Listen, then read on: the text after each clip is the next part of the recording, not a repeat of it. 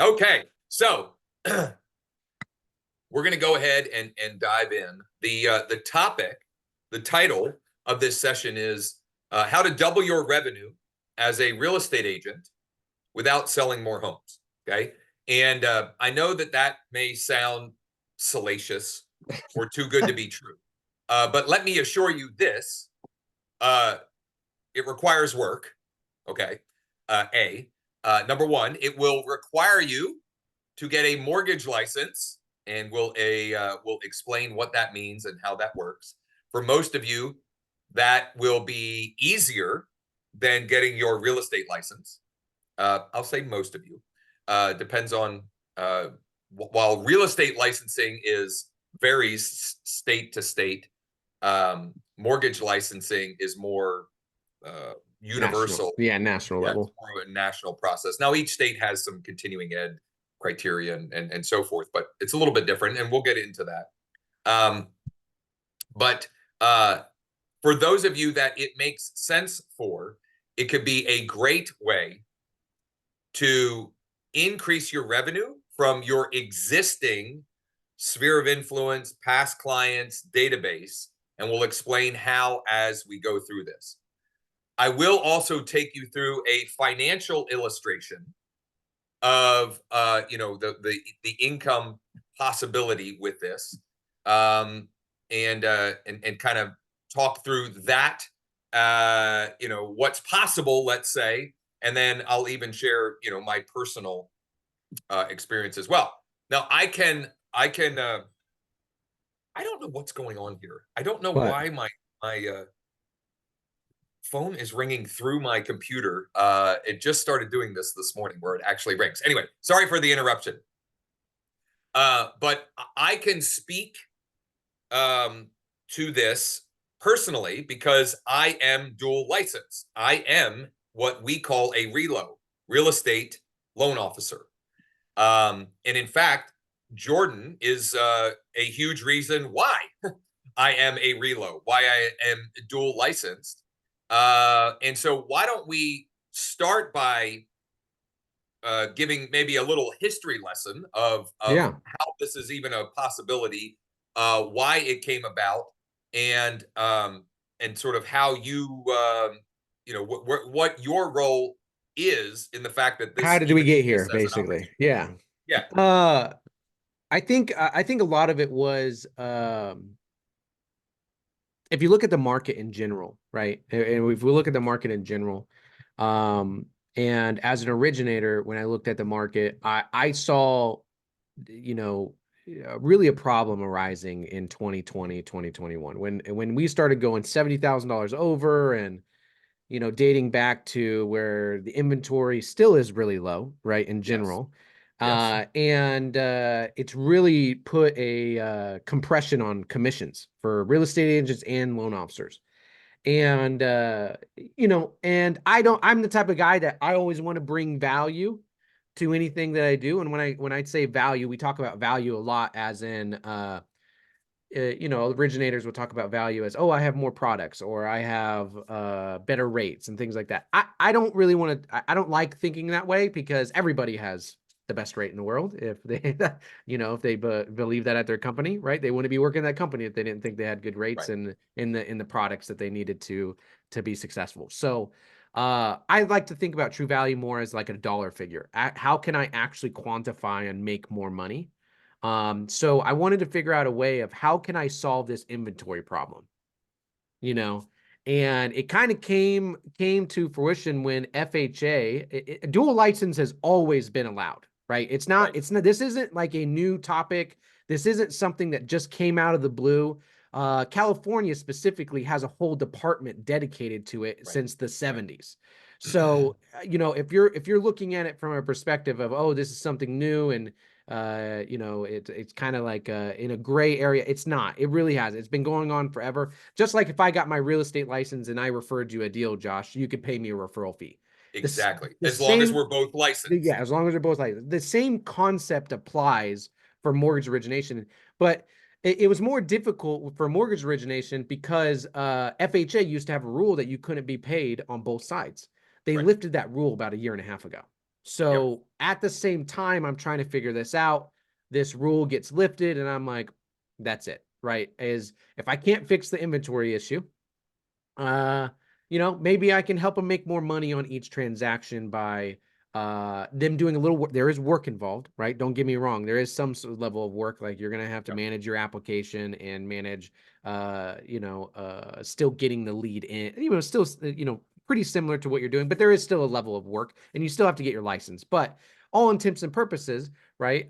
Comparatively speaking, signing a few pieces of paper and doing a little bit of work, you can get a referral for that, and increase your commissions on existing business that you're already getting. But also it opens you up to, like, just like we don't get into on listings, you guys don't get in on refinances. Right. Like right now, and I don't bring this up to boast, but in a refi boom, people make $50,000-$60,000 a month, in Yep. refi booms. I've made upwards of $100,000 in a month.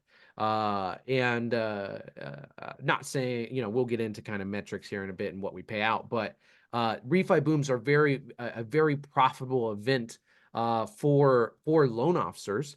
And typically, you guys have databases that you could really benefit off those, even if the inventory is low in your market. Refinances are still going on, right? About how far pipeline Josh is probably refinances right now, compared. Refinances and HELOCs or Yeah, second mortgages is half of our pipeline.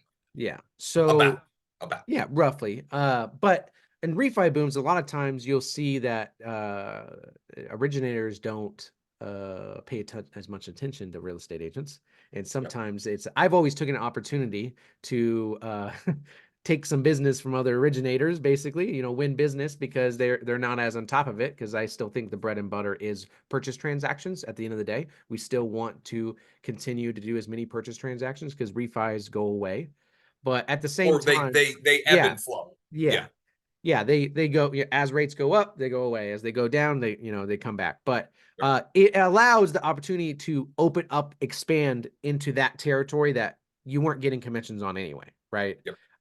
And it could be a big, a big moneymaker if it's done correctly.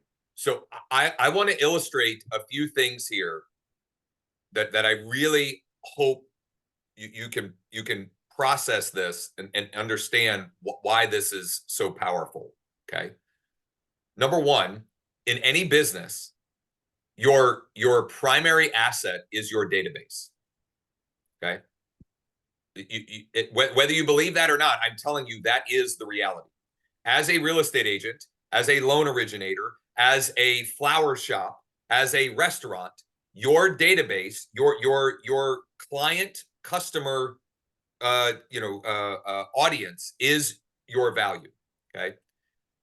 The problem is, as a real estate agent, we're fighting several issues.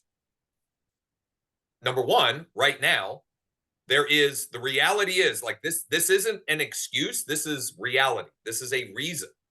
There is less inventory than we've ever seen, at least like per capita, let's say. Okay, per capita, like current population inventory. Transaction count last year was down. It was in the low 4 millions from a high of over 6 million 24 months prior. Reality. Okay. It's just reality. We also know that, I don't know about you as a real estate agent, but I had always, when I got into the business, you'd hear all the time that people change homes every 5 to 7 years, right? So you could build a database around the idea that would be turning over every 5 to 7 years, and as long as you keep a relationship with them, et cetera, that you're going to get that opportunity. Well, that number now is closer to 13. And depending on where you look, it's over 13. It's closer to 14. Okay. So less people are moving less frequently. Now, here's an aha though for you. I heard this on the number one podcast for loan officers, right? I don't remember the data source quoted, but for a person who gets a mortgage, okay, if someone gets a mortgage, on average, they will have 11 different mortgages in their lifetime. 11. You don't get to participate in that unless you are licensed and participate and join, lock arms with someone like us that have this dual license program. Okay. So it opens up many more revenue opportunities for you from the same database. Not only that, some of you are in areas where you get a lot of, you make a lot of referral business by referring out folks that are moving. Okay. Well, now, if you get dual licensed, you can get a referral fee on the real estate and you can get a referral fee on the mortgage potential. Okay. So it just makes sense in our humble opinion and in my personal experience. I am dual licensed. I'm with eXp Realty, and I have a team that I have a local team, and then I participate in our revenue share. Like, I have an organization that I build, and I earn referral fees both on my local team, and I earn referral fees on, which is revenue share, each and every month on other people's activity. I've also now been dual licensed since the beginning of 2022. I will be very transparent and say it's taken a long time to get to a point where you can now plug and play, where we've made all of the mistakes you can possibly make in building out the model and the system. We've worn all the arrows trailblazing this, but we've got it to a point where we have it so that you can plug into it and really, be able to take advantage of the opportunity to grow your revenue. Jordan, you were about to say something. Yeah, I think the big thing here that you also want to take away is that we're not asking you to replace jobs, right? We're not asking you to, necessarily. We want you to originate, aka still do the same thing you're already doing. You guys don't realize originating means, obtaining a client, right? Right. You're already doing it. So, yep. But besides that, the normal process, we're not asking for, we're not asking you to change jobs, right? We're asking you to pick up a license. Just if I picked up my real estate license and hung it at a brokerage and I referred a deal out to Josh, he could pay me a 25% referral fee. It's fairly similar. It's almost like you're an affiliate, right? Yeah. You are an affiliate who happens to be mortgage licensed, right? You're doing some activity to generate the client, and then you're referring them like an affiliate would and getting paid a referral fee. Why not? Why would you not do this?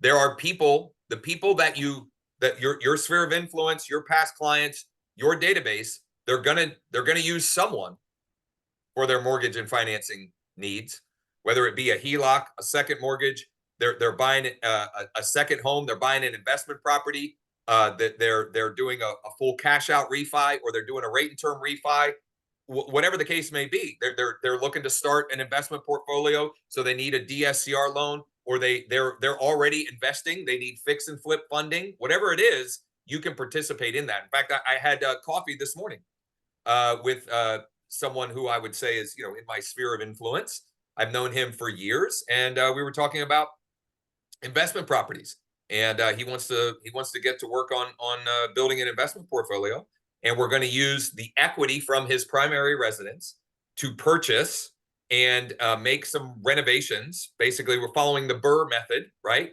Buy, renovate, rent, refi. Am I missing one R? Buy. Anyway, renovate, rent, refi, and then he'll get that cash back and bring that back, and kind of recycle the whole thing, right? So you being able to participate in that. So here's what I want to do. I think what would make sense now. I'm gonna walk, and Doreen, I hope I'm saying that right. This is a great question.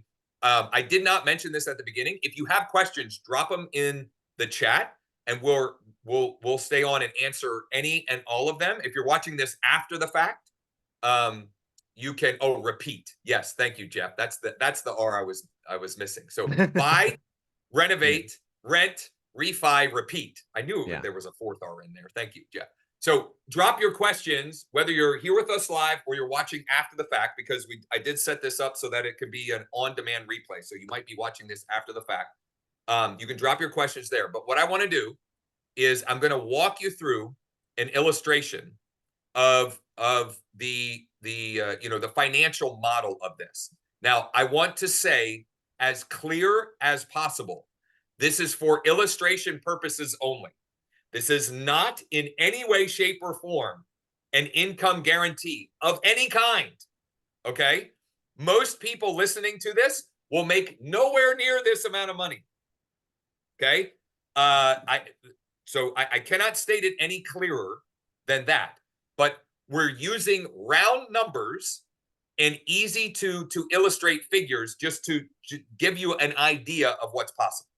Okay? So I cannot state this any more clearly. We don't want any trouble from any of the authorities. Okay. But again, we have to do something to illustrate for you. And so we put this together just to give you an idea. Okay. So level 1 would be what we call a partner plus. So you go and you get dual license. You go, it's 20 hours and you have to pass a test. Okay. It's 20 hours. You have to pass the test. There's also the cost is much less than it would be from a real estate agent standpoint too, on MLS, fees and things like that. Usually, yep. I would say per state, it's anywhere, and this is spanned out over 2 or 3 months, but it's anywhere from like $600 to $700 usually. But it does vary. That's for the state. Licensing. So the class test is just a little over 200. Yeah. Yep. And then you have you have to pay your, whatever state or states you're going to get licensed in. There are costs and fees. And then you have to pay a one-time fee of $40 to NEXA to sponsor. And then it's $75 per month, technology and compliance and so forth, fee for NEXA. So that's a basic overview of the cost. But as Jordan illustrated, it's definitely less than if you're paying your dues, your NAR dues, which who knows what's happening with that, your MLS fees and things of that nature. Okay, the fixed overhead, the fixed costs on this side are definitely lower than on the typical. If you're if you're with the association and you're paying your MLS fees. Yeah. Just to give an example, right? I'm licensed in I think like 12 states at this point, somewhere around there, 12 states. And Yep. I think Josh has another, I think I'm 20 or something like that. 11 or 11, 12. I don't know. Between the two of us, it's like 22 states. I paid only $1,000 this year for renewals. Yeah. It's only $1,000. So, and that's 12 different states. Yep. Not one state. You probably pay more on your renewals in just one of those states. So, yep. But anyway. So, back to our illustration, right? You get licensed. You like this idea. You come on board. Level 1 would be $3 million per month in personal production. Up to 3. Now, this could be 300,000, right? You can adjust. We kept them round and easy to understand for that reason, right? So, like, if it's $1 million per month, it's 5,000 per month, not 15,000. Okay, but let's say you're a team leader, or you're an indie broker, and you've got a bunch of agents, right? Great reason to participate in this dual license. And you're able to refer $3 million per month in personal production, right? You're originating that business or referring that business. That would be $15,000 per month gross. Okay, that's gross mortgage commission, let's call it. Okay, again, $1 million, 5,000 per month. If it's 500,000, it'd be 2,500 a month. All of it is worth it.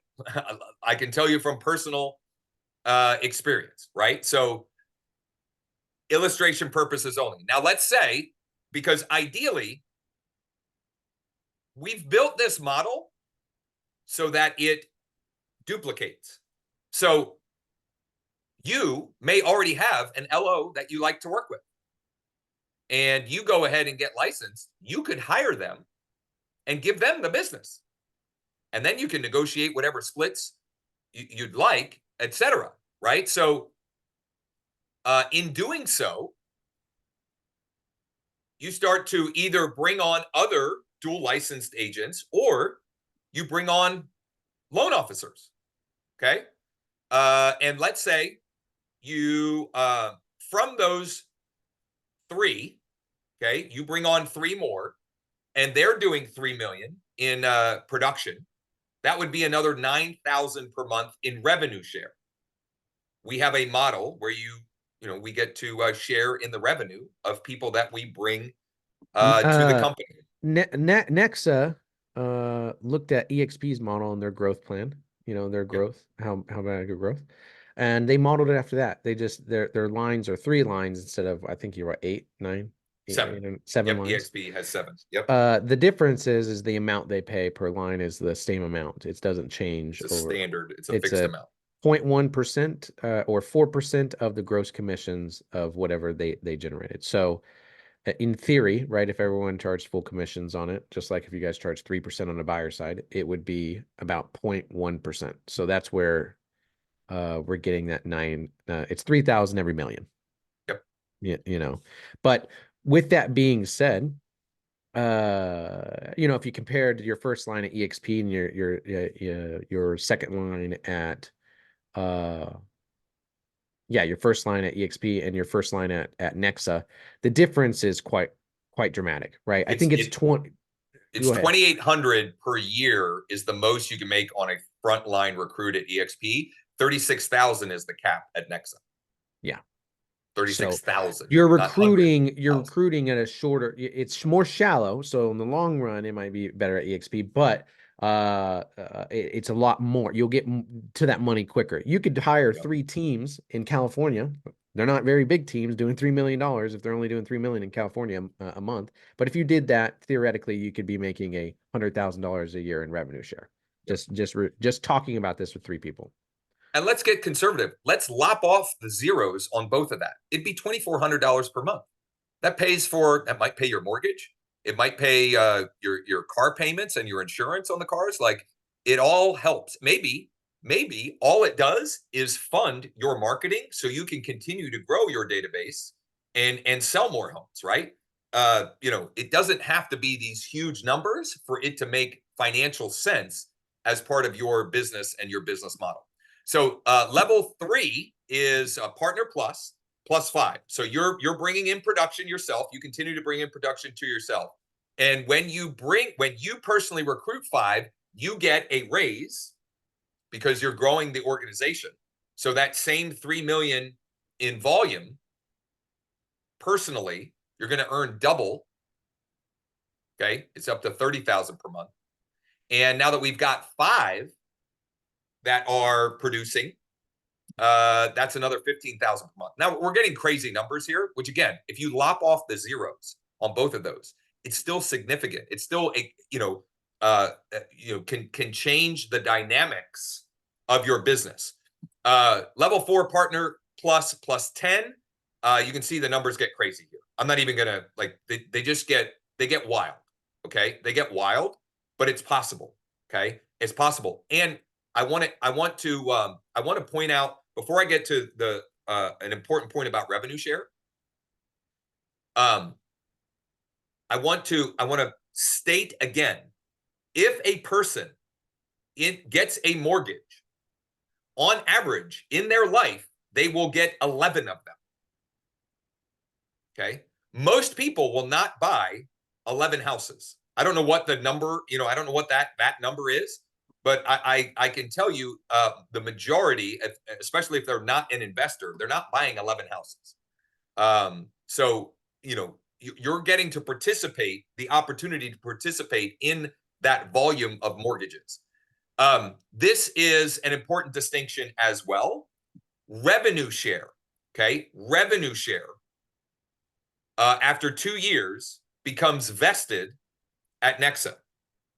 And you can continue to receive revenue share regardless of your production. And if you structure it correctly, revenue share, you can put in an entity.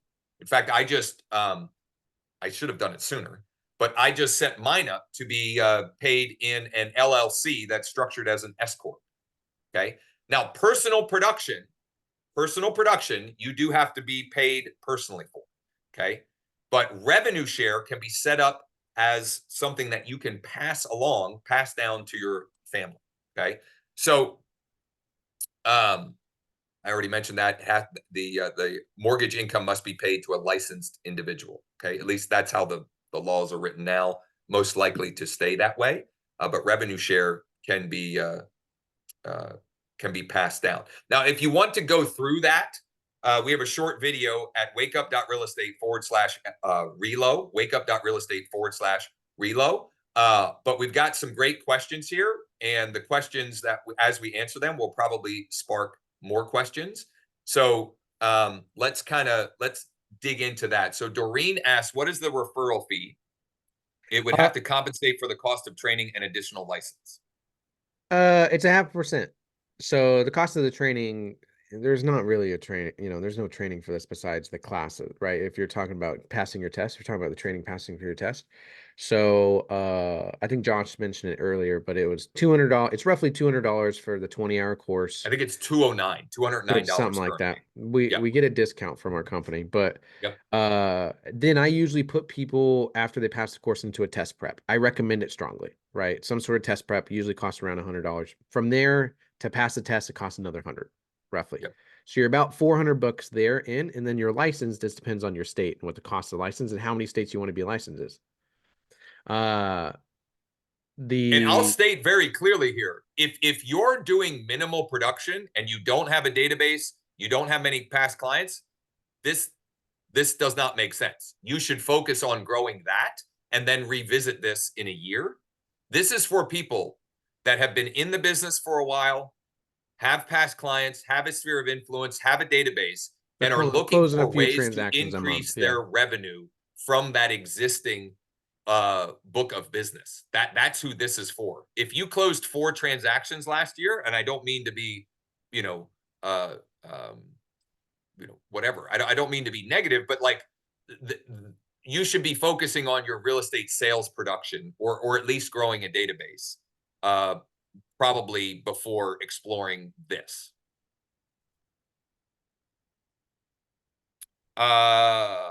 Gennaro says, I was thinking about getting licensed. I would love to chat. What other monthly fees besides the 70? What other yearly fees, renewal, education, 100? It would just be your licensing fees. So that's where I mentioned before, I have 12 states. It costs me about $1,000 to do the continuing education and the license. So it's not, there are no other fees in the terms of besides our monthly tech fee. So and it's 75 per month, yeah, is our monthly tech fee. Now we use something called Arrive, which is a technology. It's kind of like it allows me, because this will answer a 2-part question, because so I'll give you the structure with Josh. Josh does a lot of marketing, right? We do these presentations and things like that, but Josh doesn't necessarily get into every loan and actually work the loan. He does more than I would say the average reload does. I would say that for sure. And he probably knows a little more, quite a bit more. But I would say that I pretty much handle from tip to tip the loan process part. It's a true LOA position. Assistant. It's like a partnership, right? I handle the loan, he handles the marketing and origination and bringing it in. So I think that answers a question down below, because I think, are we just loan originators? Who does the loan? What does the scenario look like? It's just like the normal thing. If you got your license, you would send me their name and number. I would call them, put them together, start putting the loan together. Same concept. Now you have a legal way to get paid. Very little would change on your behalf. It just means that when you refer a client to us, you get a referral fee for it. You'll have Whereas most likely who you're referring to now, you're not, at least not legally, if you're not licensed. some people, some realtors do this. I have some realtors that will do this for me either way, but because we have like dynamic links for our online applications, you'll have your own online application, your Yep. own signatures, things like that. So when you know email those things, and besides that, you just need a affiliated business disclosure. You know, and EXP specifically said, hey, this is fine. Depending on what company you're at, being dual licensed is will have different requirements. So like I have agents I work with at Real, EXP, Keller Williams, you know, you name it. But they depending on the brokerage and depending on what NEXA requirement is with that brokerage, there could be an affiliate disclosure. But I also handle that for you. Like when we send out a disclosure, we're helping you put that together. Think about it this way.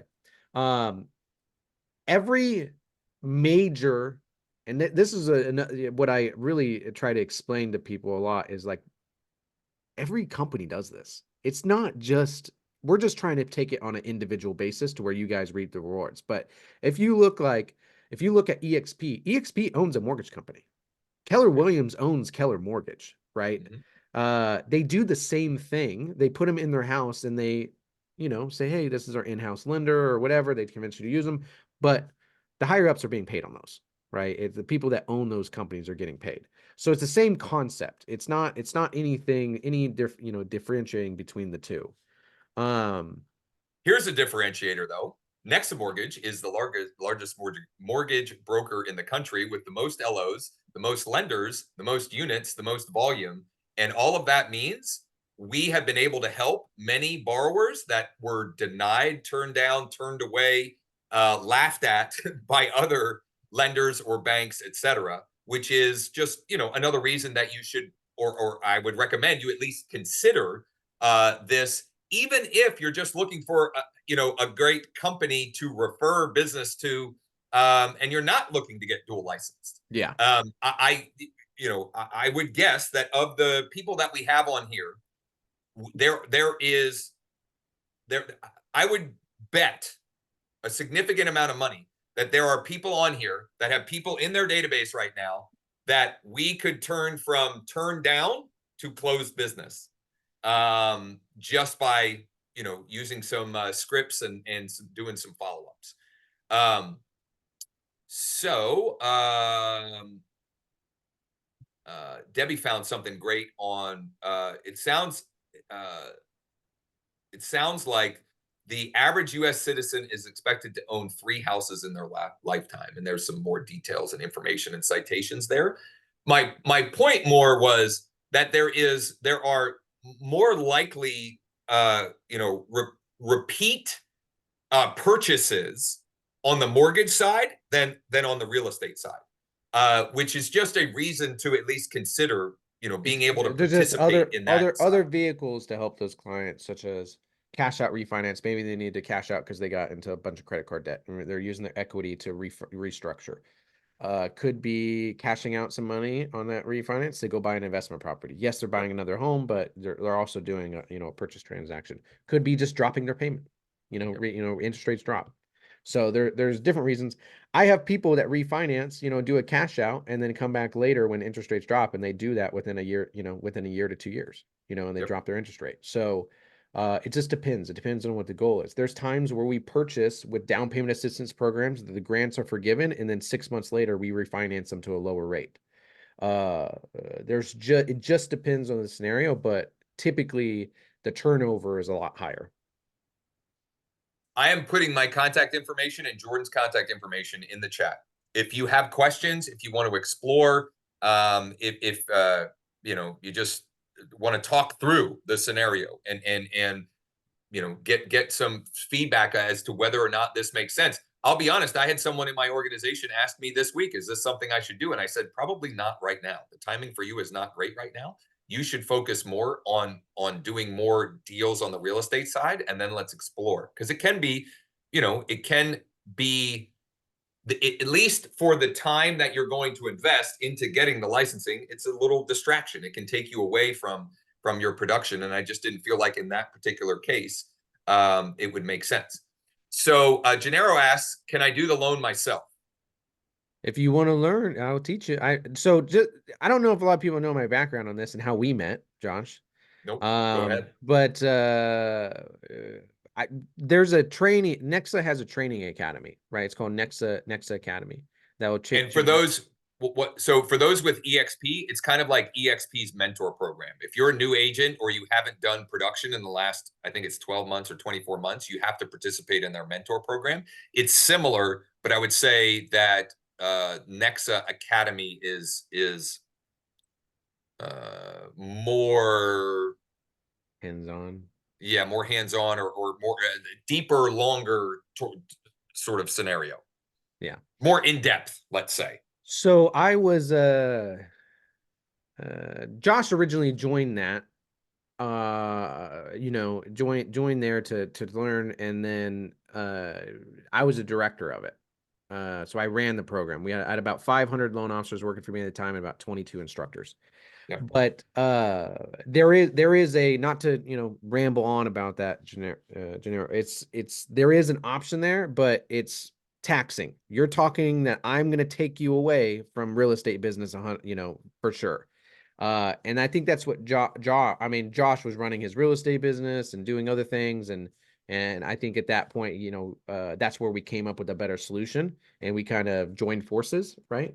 And this kind of unfolded into a testing ground to put this together to make sense for people, so it's not as taxing.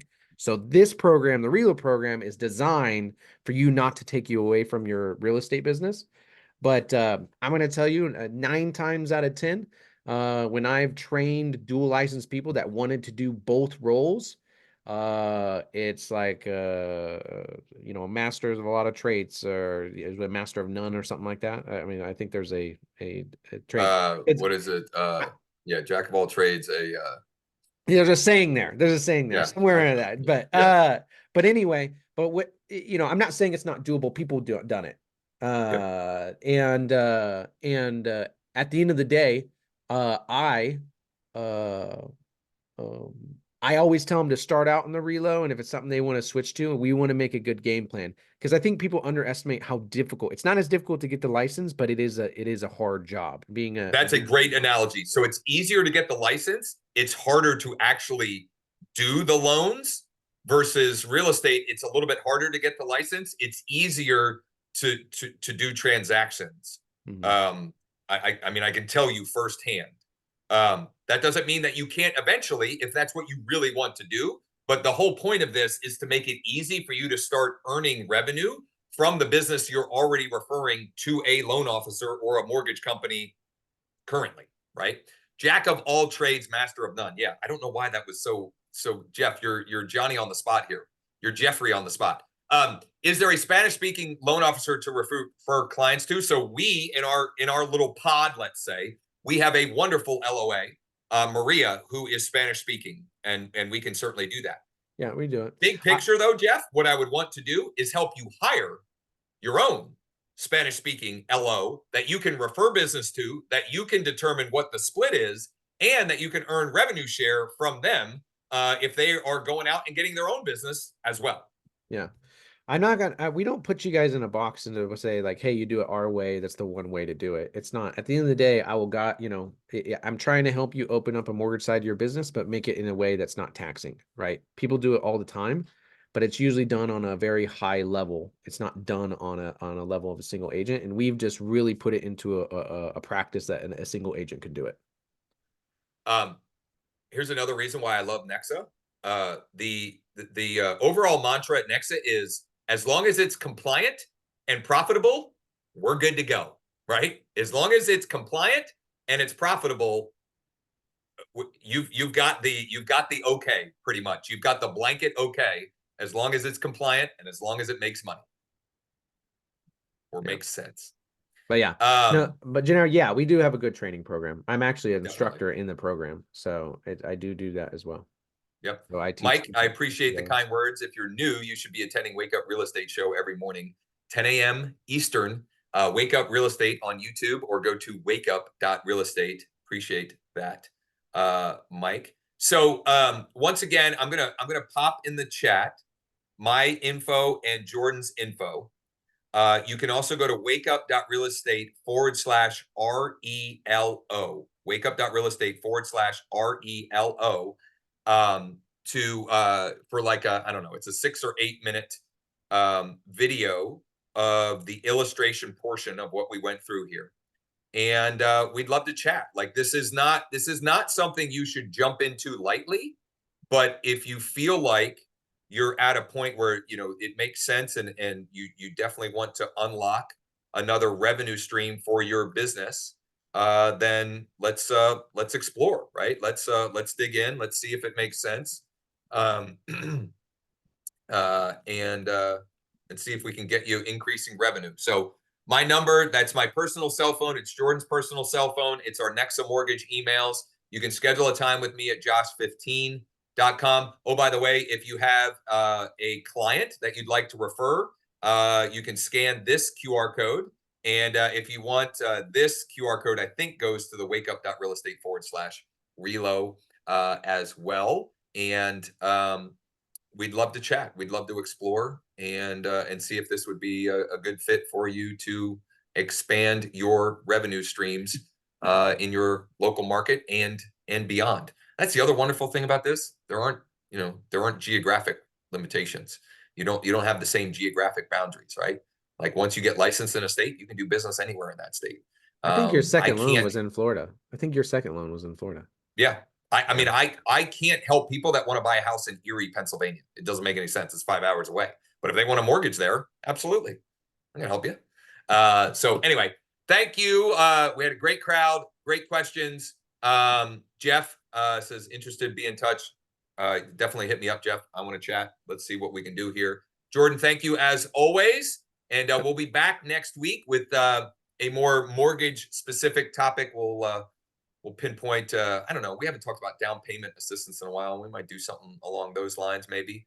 And if you have anybody who, you've got a interesting scenario, a tricky scenario, you've got turned down, etc., we'd love to help on that front as well. Thanks, Jordan. Thanks. Appreciate it.